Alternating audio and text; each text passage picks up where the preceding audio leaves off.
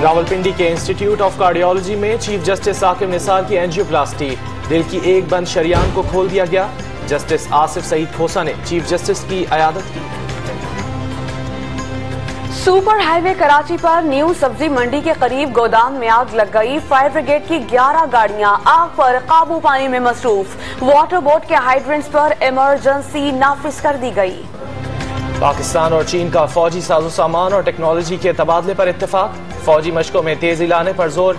चीन का दहशतगर्दी के खिलाफ पाकिस्तान की कुर्बानियों का एतराफ। मुश्तरका एलामिया जारी कर दिया गया।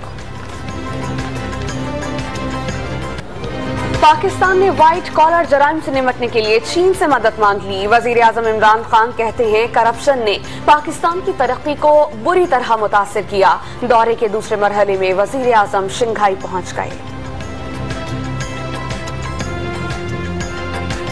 FIA ने खैबर पख्तूनख्वा में मजीद 30 बेनामी अकाउंट्स का सुराग लगा लिया। 10 अरब रुपए की ट्रांजैक्शन हुई।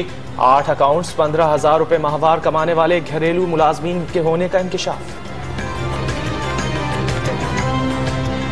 अकोड़ा खटक में मौलाना समीउल हक के लवाहिकीन से ताज़ियत का सिलसिला जारी। मौलाना हामिदुल हक को JUI का कायम मकाम अमीर मुकर्रर कर दिया गया।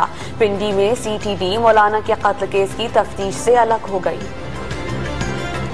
मुजाहिरे के दौरान तोड़ फोड़ करने वालों के खिलाफ इस्लामाबाद में मजीद 2 मुकदमा दर्ज। दहशतगर्दी, कार सरकार में मदाखलत और पुलिस एहलकारों पर हमलों की दफात शामिल। लाहौर में डॉल्फिन फोर्स की फायरिंग से जहनी माजूर की हलाकत का मुकदमा मकतूल ही के खिलाफ दर्ज। इक़दाम कत्ल और कार सरकार में मुदाखलत की दफात शामिल। वरसा का एहतजाज, लाश वसूल करने से इनकार।